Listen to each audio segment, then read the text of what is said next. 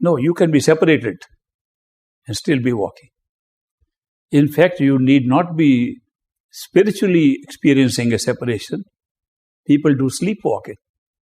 A friend of mine is sitting in this audience who sleepwalks and does things and doesn't know he has done anything at all. And I sometimes I've seen a few things happen and he had no knowledge at all that he did it. So there was an aunt of mine who used to sleepwalk. She was very afraid of heights. She could never go up on a terrace. In sleepwalk, she would stand on the edge of the terrace and walk there. In wakeful state, she could never do it. And there was a friend of mine in Detroit who was walking on a street once, and suddenly all the street lit up. And everything got lighted up. It was very strange. Houses were all with lights on it, brilliant. The road began to shine on which he was walking. It lasted just for a few seconds. And then he realized what happened. So he called me.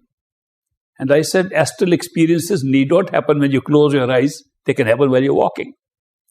So you need not always have this separation.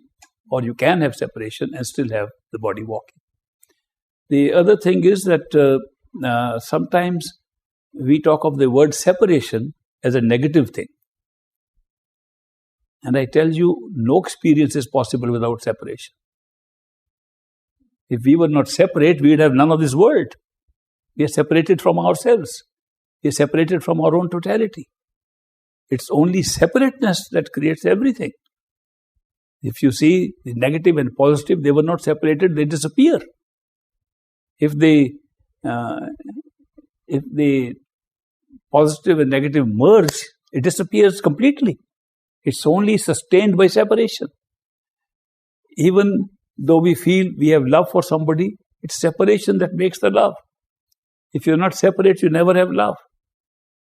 And on a very minor scale, people who date each other separately really are very fond of each other. When they marry, something happens. I had a friend in Nevada,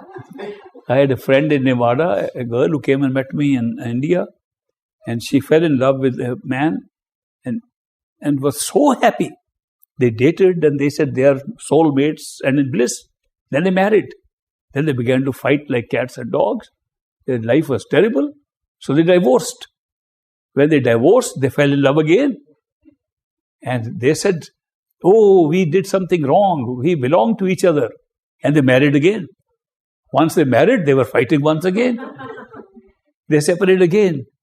They married again 3 times. To the same people. Those 2 people married each other 3 times.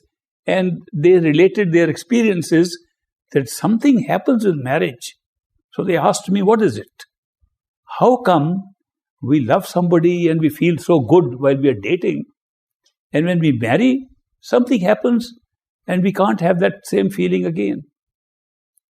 I said, the real thing is that the separation, that you get a chance to meet, is different than being together and taking each other for granted all the time.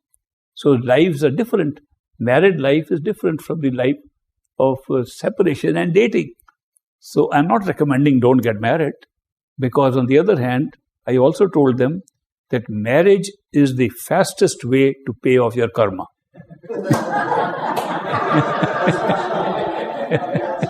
So you have to get married to get rid of it quickly.